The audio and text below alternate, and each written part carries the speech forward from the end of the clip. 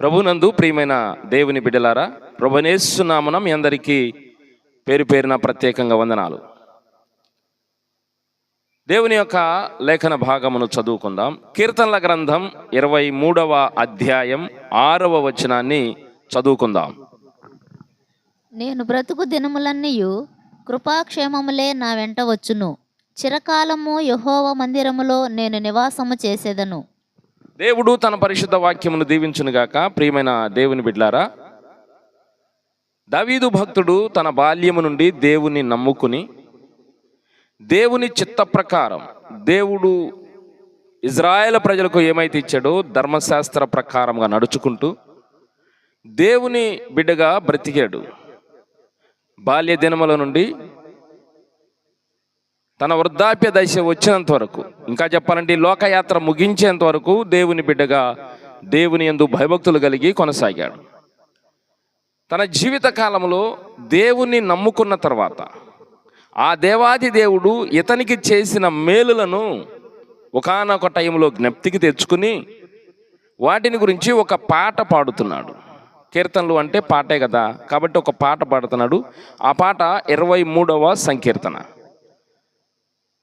బాల్యము నుండి దేవుణ్ణి వెంబడించాడు, రాజయ్యాడు, ఎన్నో అద్భుతాలు చూశాడు, ఎన్నో మేలులు పొందుకున్నాడు, అలాగే ఎన్నో కష్టాలు పడ్డాడు. వీటన్నిటిని చూసి దేవుని గురించి ఒక అద్భుతమైన స్టేట్మెంట్ ఇస్తున్నాడు.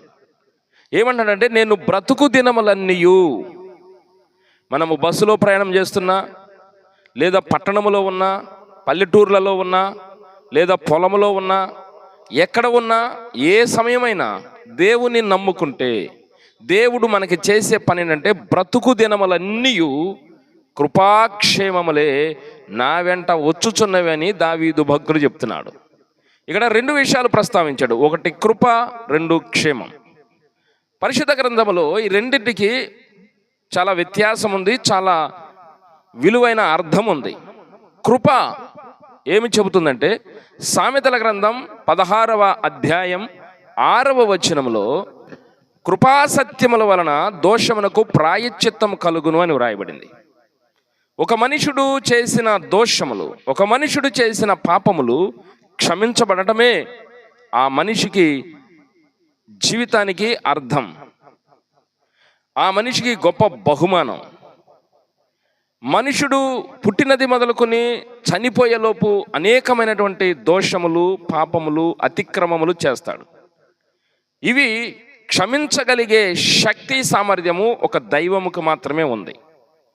ఆ దైవము ఇతని పాపాలు క్షమించాడు అన్న ఒక నిర్ధారణ ఏ మనిషికైతే వస్తుందో ఆ మనుషుడు ధన్యుడు. అందుకు కీర్తన 32 అన్నాడు, తన అతిక్రమములకు పరిహారము నొందినవాడు, తన పాపమునకు ప్రాయశ్చిత్తము నొందినవాడు ధన్యుడు అన్నాడు.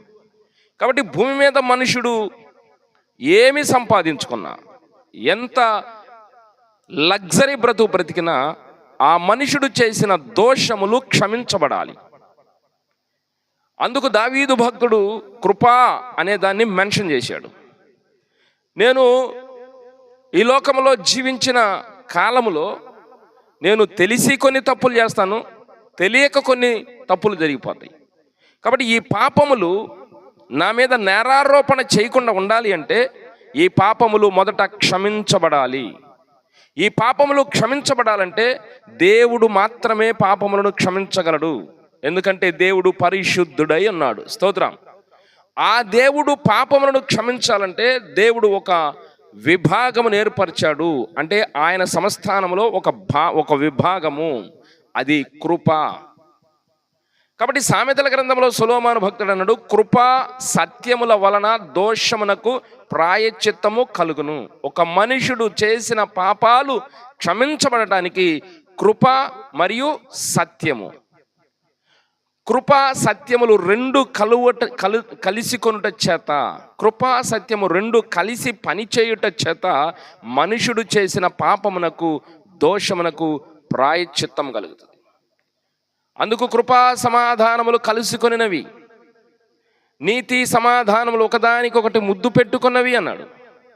యోహాను భక్తుడైతే ఏమన్నాడంటే, ఆ వాక్యము శరీరధారి అయి కృపా సత్య సంపూర్ణిగా మన మధ్య నివసించాను. ఒక మనుషుడు చేసిన పాపములను క్షమించుట కొరకు, యావత్ మానవులు చేసిన పాపములను క్షమించుటకు దేవుడు చేసిన మహత్కార్యం. ప్రజల పక్షమున దేవుడు ఏమి చేశాడు? మానవుల పక్షమున దేవుడు ఏమి చేశాడంటే మానవులు చేసిన పాపములను క్షమించుటకు ఒక మహత్తర కార్యం చేశాడు. అదేంటంటే కృపను సత్యమును రెండింటిని కలిపి ఒక మానవ శరీరాకారంతో ఈ లోకమునకు వచ్చాడు. అది యేసు క్రీస్తు ప్రభుల వారు. స్తోత్రం. కాబట్టి కృపాసత్యముల వలన దోషమునకు ప్రాయశ్చిత్తం కలుగుతుంది. కాబట్టి దావీదు భక్తుడు దేవుని నమ్ముకున్న తర్వాత ఆయన గమనించింది ఏంటంటే ఆయన జీవితంలో ఆయన చేసిన దోషములకు క్షమాపణ కావాలి. కాబట్టి ఒక మనిషినికి దేవుని నుండి ఏమి అవసరం అంటే ప్రప్రథమముగా కృప కావాలి. కాబట్టి దావీదు భక్తుడు అన్నాడు కృప మరియు క్షేమము. క్షేమము ఏమి జరుగుతుందంటే 23వ కీర్తనలో మొదటి నుండి కొన్ని వచనాలు చెప్పాడు. ఏమేమి క్షేమం, దేవుడు తనను నమ్ముకున్న బిడ్డలకు ఏమేమి క్షేమం చేస్తాడు అంటే దావీదు ఒక లిస్ట్ ఇచ్చాడు, చూద్దాం. పచ్చిక గల చోట్ల ఆయన నన్ను పరుండజేయును. పచ్చిక గల చోట్ల అంటే సమృద్ధి అయిన ఆహారము, సంతృప్తి అయిన ఆహారం ఇస్తాడు. కాబట్టి పచ్చిక గల చోట్ల ఎందుకు ఈ భాష వాడాడంటే దావీదు గొర్రెల కాపరి గనక తన గొర్రెలకు ఎప్పుడు ఏది అవసరమో, ఎక్కడికి తీసుకెళ్తే చక్కని మేత ఉంటుందో ఆ గొర్రెల పట్ల దావీదుకు శ్రద్ధ ఉన్నది కనుక అదే పోలిక దావీదు పోల్చుకుని నేను గొర్రెలకు కాపరిని, నా గొర్రెలను నేను మంచిగా కాపాడుతాను, నా గొర్రెలను నేను పోషిస్తాను. ఒకవేళ నా గొర్రెలను మింగటానికి సింహము కానీ ఎలుగుబంటి కానీ ఏదైనా వస్తే నా గొర్రెల కోసం నా ప్రాణమును పెడతానికైనా వెనకం చేయను. ఇది నా లక్షణం. నేనే ఎలా ఉన్నానంటే నేను ఆరాధించే దైవం నాకంటే గొప్పవాడు, నాకంటే శక్తిమంతుడు, నాకంటే మంచివాడు. కాబట్టి దావీదు ఆ పోలికతో పోల్చుకున్నాడు. నేను గొర్రెను, ఆయన నా కాపరి. ఈ రోజుల్లో క్రైస్తవుల్ని గొర్రెలు అంటున్నారు. గొర్రెలు అని వాడుతున్నారంటే వాళ్ళకి ఏమీ తెలియదని ఇలా బాణి. కానీ ఇక్కడ గొర్రెలు అని బైబిల్ ఎందుకు పోల్చాడంటే యూదులు, ఇజ్రాయేలీలు పశువుల కాపర్లు. కాబట్టి ఐగుప్తీలకు వీళ్ళు పశువుల కాపర్లు కాబట్టి ఐగుప్తీలకు ఇజ్రాయేలీలు అసహ్యం. కాబట్టి గొర్రెలను కాసే వృత్తి దావీదుది. కాబట్టి దావీదు తనకున్న గొర్రెల ఎడల ఎంత జాగ్రత్త కలిగి ఉన్నాడో దేవుడు కూడా నా విషయంలో అంత జాగ్రత్త ఉంటుంది, అంతకంటే ఎక్కువ జాగ్రత్త వహిస్తాడు అని తెలుసుకున్నాడు. కాబట్టే అనుభవించాడు. కాబట్టే దావీదు స్పష్టంగా చెప్తున్నాడు, యెహోవా నా కాపరి, నాకు లేమి కలగదు, నేను ఆయన పెంచుకునే గొర్రెను అన్నాడు. స్తోత్రం. గొర్రె అంటే తెలివి తక్కువైంది కాదండి. గొర్రె అంటే అంత పవిత్రమైంది. ఏ పశువైనా బురదలో పడింది కానీ గొర్రె మాత్రం బురద జోలికి వెళ్ళదు. స్తోత్రం. రెండవ మాట అంటే శాంతికరమైన జలముల యొద్ద. శాంతికరమైన జలముల యొద్ద మనిషి ఏమి సంపాదించాడు, ఏమి తిన్నాడు అనేది ముఖ్యం కాదు, ప్రశాంతంగా బ్రతుకుతున్నాడా లేదా అనేది ముఖ్యం. ఏ వివాదాలు, ఏ గొడవలు, ఏ ఘర్షణలు ఏమి లేకుండా ప్రశాంతంగా బ్రతకాలి మానవుని జీవితం. కాబట్టి శాంతికరమైన జలముల యొద్ద అంటే శాంతికరంగా బ్రతకటం ఎట్లో ఆయన నాకు నేర్పుతున్నాడు. 3, నా ప్రాణమునకు ఆయన సేద తీర్చుచున్నాడు. నా ప్రాణమునకు ఆయన సేద తీర్చుచున్నాడు. 4, తన నామమును బట్టి ఆయన నన్ను నీతి మార్గములో నడిపించుచున్నాడు. తెలియక పాపములు చేశాను, తెలిసి పాపములు చేశాను, ఇప్పుడు కృప వలన క్షమించబడ్డాను, సరిపోదన్నాడు. ఇక నుంచి నేను ఆయన నీతి మార్గంలో నడవాలి. ఆయన నీతి మార్గంలో నడవాలంటే ఆయన తన నామమును దుర్గముగా పెట్టాడు. ఆ నామమును బట్టే నాకు నీతి వస్తుంది అన్నాడు. అబ్రాహాము దేవుని నమ్మెను, అది అతనికి నీతిగా ఎంచెను. స్తోత్రం. తర్వాత ఏమన్నాడు? గాఢాంధకారపు లోయలలో నేను సంచరించినను. ఎన్నో పాయింట్ అది? 5వ పాయింట్. అంటే దేవుని నమ్ముకున్నాక దేవుడు మనకు ఎలాంటి క్షేమాన్ని ఇస్తాడు అనే విషయాలను దావీదు భక్తుడు పొందుపరిచాడు. గాఢాంధకారపు లోయలలో సంచరించినను ఏ అపాయమునకు నేను భయపడను, కారణం నీవు నాకు తోడై ఉన్నావు. అంటే దావీదు దేవుని గురించి ఇస్తున్న స్టేట్మెంట్ అంటే ఒకవేళ భయంకరమైన శ్రమల్లో నేను వెళ్ళాల్సి వస్తే, ఒకవేళ భయంకరమైన శోధనలో నేను వెళ్ళాల్సి వస్తే, అలాంటి శ్రమలకు శోధనలకు నేను భయపడను. ఎందుకు భయపడనంటే నీవు నాకు తోడై ఉన్నావు. నేను సురక్షితంగా ఉన్నప్పుడు నువ్వు నాకు తోడై ఉన్నావని నేను ఎలాగ నమ్ముతున్నానో, నేను శ్రమలో ఉన్నప్పుడు కూడా నువ్వు నాకు తోడై ఉన్నావని నేను నమ్ముతున్నాను, అనుభవించాను అంటున్నాడు దావీదు భక్తుడు. ఇంకేమన్నాడు? ఆయన దుడ్డు కర్రయు దండమును నన్ను ఆదరించును. అలాంటి బాధల్లో, అలాంటి శ్రమల్లో ఉన్నప్పుడు నన్ను ఆదరించడానికి ఆయన దుడ్డు కర్ర మరియు దండము నాకు తోడుగా ఇచ్చాడు. 7వ పాయింట్, శత్రువుల ముందు, నా శత్రువుల ముందు భోజనమును సిద్ధపరిచావు. 8వ పాయింట్, నూనెతో నా తల అంటి ఉన్నావు. స్తోత్రం. కాబట్టి నా గిన్నె నిండి పొర్లుచున్నది. ఇది స్వానుభవం.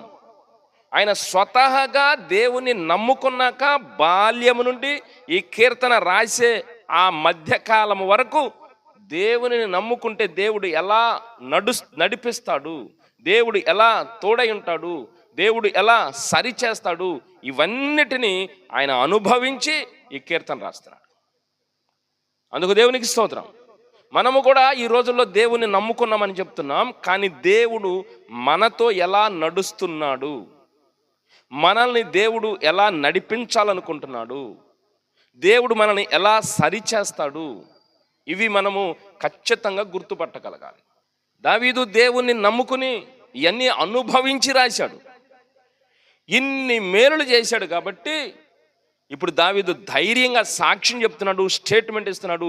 నా బ్రతుకు దినములన్నీయు కృపాక్షేమములే నా వెంట వచ్చును.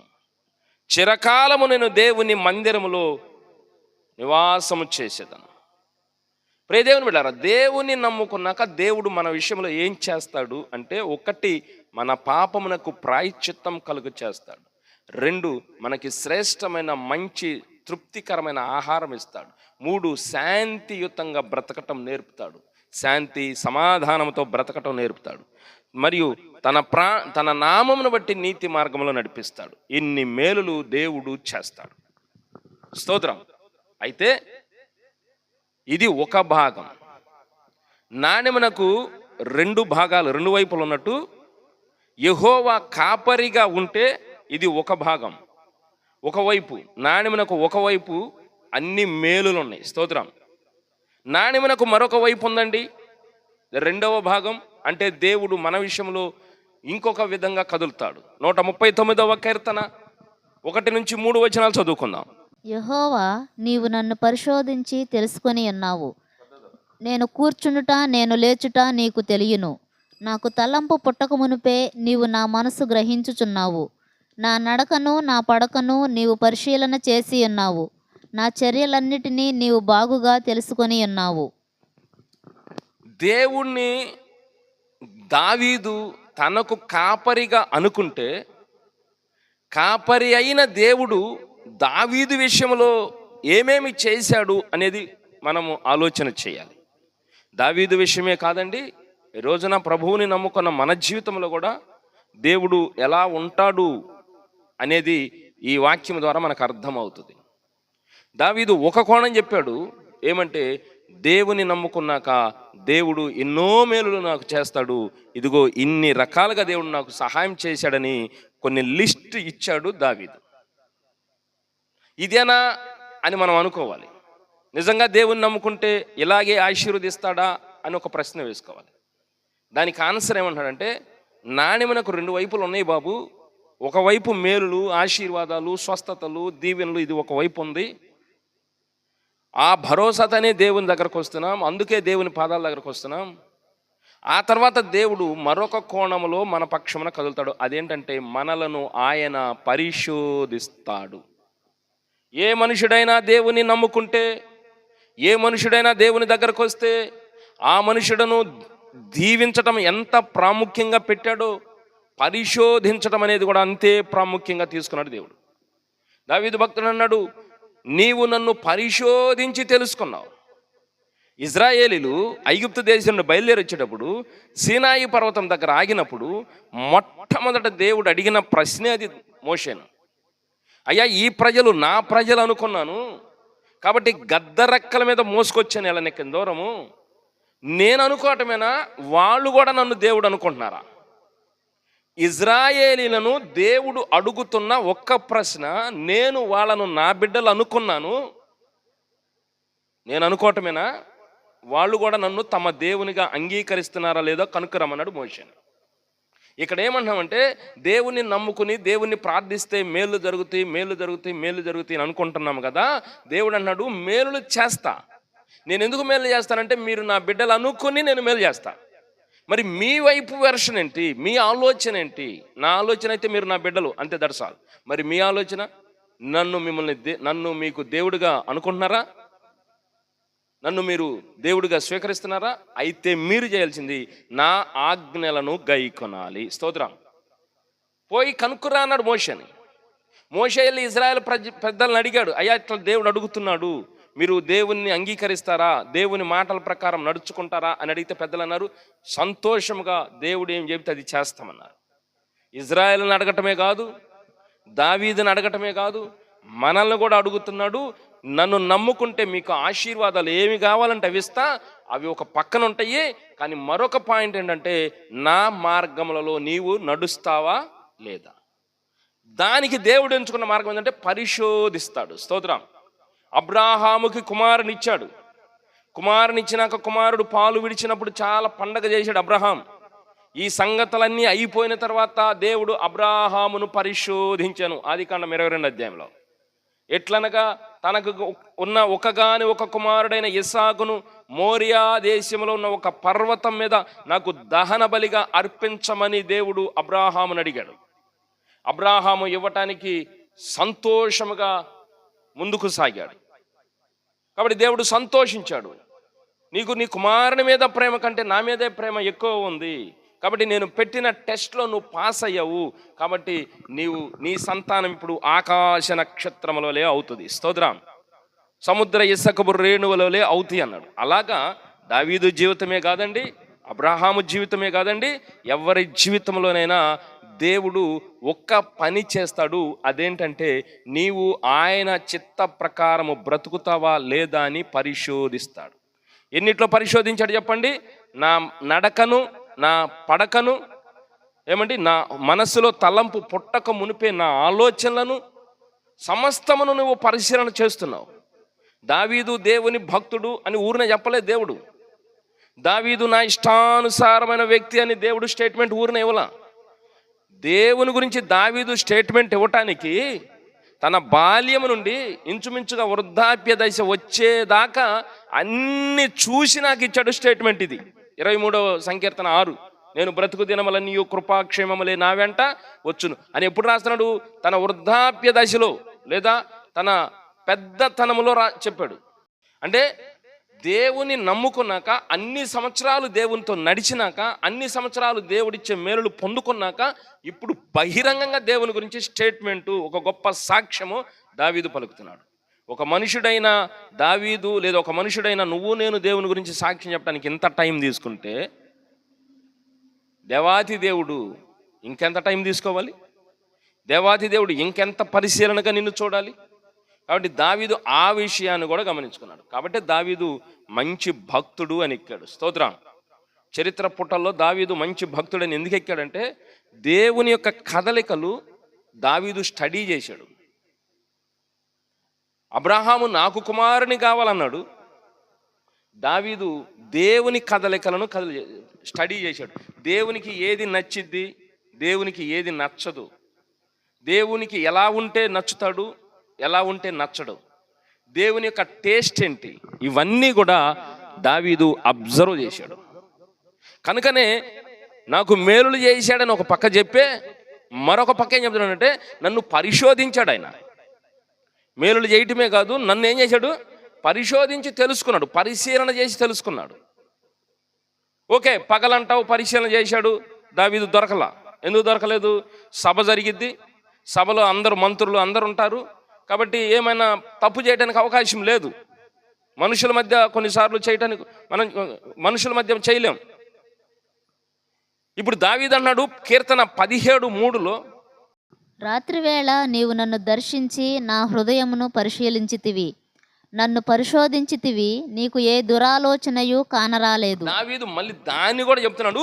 పగలు నన్ను దర్శించావు, నన్ను పరిశీలించావు, నా నడకను పరిశీలించావు, నా పడకను పరిశీలించావు, నా హృదయంలో వచ్చే ప్రతి ఆలోచనను పరిశీలించావు. అక్కడ ఏ దురాలోచన కానరాలేదు. ఎందుకు పగలు కానరాలేదు? కారణం ఏంటంటే పగలు నా చుట్టూ మనుషులు ఉంటారు. నేను సభలో ఉండొచ్చు, కోటలో ఉండొచ్చు, ఎక్కడైనా ఉండొచ్చు. నా చుట్టూ ఎవరు ఉంటారు? ఎవరో పిఏనో అసిస్టెంట్ ఎవరో ఒకళ్ళు ఉంటారు, నా పక్కన ఎవరో ఒకళ్ళు ఉంటారు. కాబట్టి నేను చేయడం సాధ్యపడకపోవచ్చు. ఇక రాత్రిపూట నేను ఒంటరిగా ఉంటా. ఆమెన్. ఇప్పుడు రాత్రిపూట కూడా వదలలేదంట దేవుడు. దావీదును దేవుడు పగలు చూశాడంట. దావీదులో ఏ దోషమో కానరాలేదంట. ఇప్పుడు దేవుడు ఏం చేశాడంటే రాత్రిపూట చెక్ చేశాడు. దావీదునేనా? మనల్ని చెక్ చేయడా? దావీదుని చెక్ చేశానని ఒక రెఫరెన్స్ పెట్టాడంటే దాని అర్థం ఏంటి? మనము చదువుకుంటున్నప్పుడు మనకు కూడా ఆ హెచ్చరిక వర్తిస్తుంది. మనకు కూడా చెప్తున్నాడు, పగలు చూస్తా, రాత్రి చూస్తా, నీకేదైనా అపాయం వచ్చిద్దేమోనని నిన్ను కాపాడాలని కంటికి రెప్పలా నిన్ను ఎలాగ కాపాడుకుంటున్నానో, నాకు వ్యతిరేకమైన తప్పు చేయకుండా కూడా నిన్ను కంటికి రెప్పలా కాపాడుతున్నా, ఒక కంట కనిపెడుతున్నాను అంటున్నాడు. స్తోత్రం. పగలు చూశాడు, దావీదులో ఏ దోషం రాలేదు. ఇప్పుడు రాత్రి పూట చూస్తున్నాడు. 17వ కీర్తన 3వ వచనంలో, రాత్రి వేళ నీవు నన్ను దర్శించి పరిశీలనగా తెలుసుకున్నావు, నా హృదయంలో నీకు ఏ దురాలోచన. అబ్బా, ఎంత గొప్ప భక్తి అండి! చపలగొడి ప్రభుని మహిమపడదాం. దావీదు ఎంత స్పష్టత, ఎంత క్లారిటీ! దేవుని యొక్క విధి విధానాలు, ఒక మనిషి పట్ల దేవుడు కదిలే విధానాన్ని దావీదు తెలుసుకున్నాడు. ఇంకా అన్నాడు, పగలు చూశావు వదిలిపెట్టకుండా రాత్రి కూడా నన్ను చూశావు. నువ్వు రాత్రి కూడా చూసినా నాలో ఏ దురాలోచన కాలేదు. 63వ సంకీర్తన 4వ వచనం, నా మంచము మీద నిన్ను జ్ఞాపకము చేసి, నా మంచము మీద నిన్ను జ్ఞాపకం చేసుకుని. అంటే రాత్రి వేళ దావీదు చేస్తున్న పని మనకు క్రిస్టల్ క్లియర్గా కనపడుతుంది. పగలేమో సభలో ఉన్నాడు, తన డ్యూటీలో ఉన్నాడు, పగలేమో తన బాధ్యతలు నిర్వర్తిస్తున్నాడు. రాత్రి వేళ ప్రైవసీ టైంలో, ఒంటరిగా ఉన్న టైంలో ఆయన ఏం చేస్తున్నాడు? దేవుని ధర్మశాస్త్రమును చదువుతున్నాడు. స్తోత్రం. రాత్రి వేళ నా మంచము మీద నిన్ను జ్ఞాపకం చేసుకొనినప్పుడు, చదవండి, నా మంచము మీద నిన్ను జ్ఞాపకము చేసుకొని రాత్రి జాముల యందు నిన్ను ధ్యానించునప్పుడు, రాత్రి జాముల యందు నిన్ను ధ్యానించునప్పుడు క్రొవ్వు మెదడు నాకు దొరికినట్లు, క్రొవ్వు మెదడు నాకు దొరికినట్లు నా ప్రాణము తృప్తి నా పొందుచున్నది. ప్రాణము తృప్తి పొందుచున్నది. 23వ కీర్తనలో ఏమన్నాడు? నా ప్రాణమును ఆయన సేద తీర్చుచున్నాడు, నా ప్రాణమునకు ఆయన సేద తీర్చుచున్నాడు. ఎలా సేద తీర్చబడుతుంది? ఇక్కడ చెప్తున్నాడు, రాత్రి వేళ నా మంచము మీద నేను నిన్ను జ్ఞాపకం చేసుకున్నా. స్తోత్రం. కాబట్టి నేను నిన్ను ధ్యానం చేస్తున్నా రాత్రి వేళ. కాబట్టి రాత్రి వేళ పరిశుద్ధ గ్రంథము చదువుట యందు మనము నిలకడై ఉండాలి. సమయమందు అసమయమందు విసుకక నిత్యము ప్రార్థన చేసే అనుభవం మనకి. మంచము మీద నిన్ను జ్ఞాపకం చేసుకున్నప్పుడు నాకు ఎట్లుందంట? క్రొవ్వు మెదడు దొరికినంత తృప్తి ఉంది. కాబట్టి నా ప్రాణము తృప్తి ఇచ్చింది. కాబట్టి ఇన్ని సాక్ష్యాలు, కాబట్టి ఈ విధంగా చూస్తే దావీదులో దేవునికి ఏ దోషము కానరా. దేవుడే ఒక సందర్భంలో చెప్పాడు, బత్షెబాతో తప్ప నా సేవకుడైన దావీదు బత్షెబాతో తప్ప నా సేవకుడైన దావీదు ఇంకెక్కడా తప్పు చేయలేదు అన్నాడు. స్తోత్రం. ఇంతగా క్రిస్టల్ క్లియర్గా దేవుని యందు ఆసక్తి కలిగి తన జీవితాన్ని అందంగా పరిశుద్ధంగా కట్టుకున్నాడు దావీదు. ఇక్కడ ఉన్నాడు. ఒక పక్క దావీదుకు దేవుడు ఆశీర్వాదాలు ఇచ్చాడండి, మరొక పక్క దావీదు తన జీవితాన్ని భద్రంగా కాపాడుకున్నాడు. ఇద్దరు పాత్రలు ఉన్నాయా? దావీదు ఆశీర్వదించబడ్డాడంటే ఇద్దరు పాత్రలు ఉన్నాయి. ఒక పాత్ర దేవుడిది, ఆశీర్వాదాలు ఇవ్వటం. ఎప్పుడైనా దేవుడు మనుషులను ఆశీర్వదించటమే, ఎప్పుడైనా దేవుడు మనుషులను ఆశీర్వదించటమే. నువ్వు వచ్చి దేవా అని నువ్వు సాష్టాంగపడి దేవుని సన్నిధిలో మొర్ర పెడితే నీ ప్రాబ్లం సాల్వ్ చేయటమే ఆయన పని. తన చెయ్యి చాపి నిన్ను ఆశీర్వదించడమే ఆయన పని. అది దేవుని పని. ఆయన కంప్లీట్గా దాన్ని చేస్తాడు. మనిషిగా నీ పని ఒకటి ఉంది. దేవుని నమ్ముకున్నాక నీ పని ఏంటంటే దేవుని నియమాలు, నిబంధనలు, కట్టడలు సూచా తప్పక పాటించాలి ప్రతి సమయంలో. స్తోత్రం. ప్రతి సమయంలో. ఈరోజు ప్రార్థన చేసాం అయిపోయిందంటే కుదరదు. ఈరోజు పవిత్రంగా ఉన్నాం అయిపోయిందంటే కుదరదు. ఎప్పటికప్పుడు నీ జీవితాన్ని నువ్వు జాగ్రత్తగా కాపాడుకోవాలి. ఎందుకు? సాతాను చూడడం, దేవుడు చూస్తున్నాడు. నా బిడ్డ ఎక్కడైనా పొరపాటు చేసింది. బత్షెబతో పాపం చేయగానే ఉలిక్కిపడింది దేవుడే, స్పందించింది దేవుడే. అందుకే నాతాను పంపించాడు దేవుడు. ఏ దురాలోచన దావీదులో కనపడలేదు. పగలు కనపడలేదు, రాత్రి కనపడలేదు. ఇప్పుడు దేవుడు సంతోషించాడు, దావీదు కూడా సంతోషించాడు. చివరికి ఒక మాట చదువుకుందాం. 139వ కీర్తన చివరి వచనం. నీకు ఆయాసకరమైన మార్గము నా యందున్నదేమో చూడుము, నిత్య మార్గమున నన్ను నడిపింపుము. ఇంత అద్భుతముగా తన జీవితమును కట్టుకున్న దావీదులో ఇంకొక ఆలోచన దావీదులో ఉంది. అయ్యా, నేను 99.9% కరెక్ట్గా ఉన్నానని నాకు అర్థమైంది. ఇంకా ఒక్క పాయింట్ ఏమైనా నీకు ఇబ్బందికరంగా ఉన్నామేమో, నీకు ఆయాసకరంగా ఉందేమో. ఆయాసకరం అంటే ఏం చెప్పండి? పైకి చెప్పలేరు, లోపల దాచుకోలేరు, కక్కలేరు, మింగాలేరు. భుక్తాయాసం అంటారు చూడండి. దావీదు దేవునితో నడుస్తున్నప్పుడు దావీదు యొక్క ప్రవర్తన అంతా బాగుంది. కానీ ఒక్క విషయంలో దావీదు పొరపాటు చేస్తే దేవుని యొక్క ఆలోచన విధానం ఎట్లా ఉంటుంది? దావీదు అన్నాడు, నేను 99 పాళ్ళు కరెక్ట్ అయ్యా, కానీ నాకు అది సరిపోదు. 100కి 100% నేను నీ దగ్గర సాక్ష్యము పొందాలి. ఒక్కసారి ఆలోచన చేసి, అంత ఉన్నతమైన భక్తి జీవన విధానం మనకుందేమో ఆలోచన చేయండి. మనం ఒకవేళ దేవుని ముందు నిలబడైనా లేదా మనల్ని మనం చూసుకుంటా ఇంత కరెక్ట్గా నేను ఉన్నాను అని చెప్పగలుగుతామా?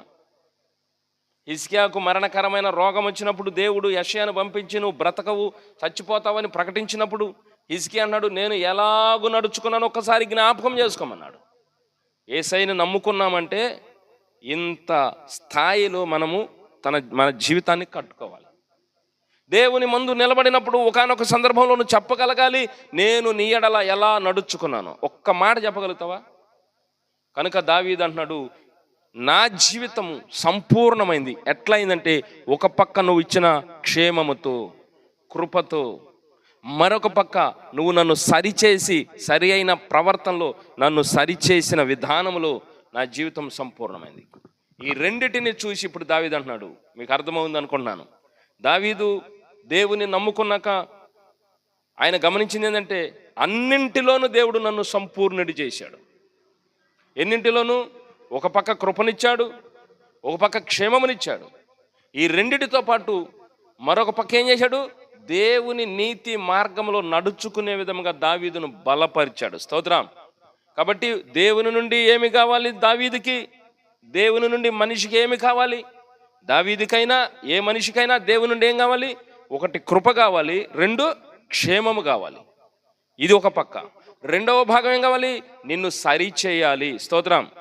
నువ్వు చేసే తప్పులన్నీ చేసుకుంటాపో, నేను నిన్ను ఆశీర్వదిస్తానని చెప్పే దేవుడు కాదు ఆయన. నువ్వు ఎన్నిసార్లు తప్పులు చేసినా పర్లేదు అని చెప్పే దేవుడు కాదు. ఎప్పటికప్పుడు హెచ్చరిస్తాడు. నువ్వు చేసిన దోషముల వల్ల నువ్వు శ్రమ పడతావు, కానీ ఈ రోజైనా నువ్వు మారు అంటాడు. అంటే ఆయన మార్గంలో నిన్ను కరెక్ట్ చేయటం అనే ఒక్క పని కూడా దేవుని ముందు ఉన్నది. కళ్ళు వెండి ప్రార్థిద్దాం. ప్రేమ కలిగిన తండ్రి, కొద్ది నిమిషాలు మీరు మాతో మాట్లాడినందుకు వందనాలు. దావీదు తన జీవితంలో నేర్చుకున్న పాఠాలను, అనుభవించిన అనుభవాలను ఒక్క వర్డ్తో వెల్లడి చేశాడు. తండ్రి, నేను బ్రతుకు దినములన్నీ కృపాక్షేమములే నా వెంట వచ్చునని, అందుకు మీరిచ్చిన కృపాక్షేమమును జ్ఞాపకం చేసుకున్నాడు. ఆ రీతిగానే మీరు అతనిని సరిచేసి సరి అయిన విధానములు ఎప్పటికప్పుడు ఆయన్ని పరిశోధిస్తూ ఒక 100% పర్ఫెక్ట్ భక్తుడిగా మీరు తయారు చేసుకున్నందుకు వందనాలు. దావీదు జీవితంలో నుంచి మీరు మాతో మాట్లాడినట్టుగా మేము కూడా నడుచుకునే భాగ్యం దయచేయండి. ఈ వాక్యపు వెలుగులోకి ఎంతమంది వచ్చారో వారందరిని మీ చేతులకు అప్పగిస్తున్నా. వారిని ఉదయకాలం ముందు ప్రత్యేకంగా దీవించి ఆశీర్వదించమని, ప్రతి బిడ్డను మీరు స్వస్థపరచమని, ప్రతి బిడ్డను తాకమని ప్రభువును ప్రియకుమారుడైన యేసు పుణ్యనామమున అడుగుచున్నాను తండ్రి. Praise the lord. మీ అందరికీ వందనాలు.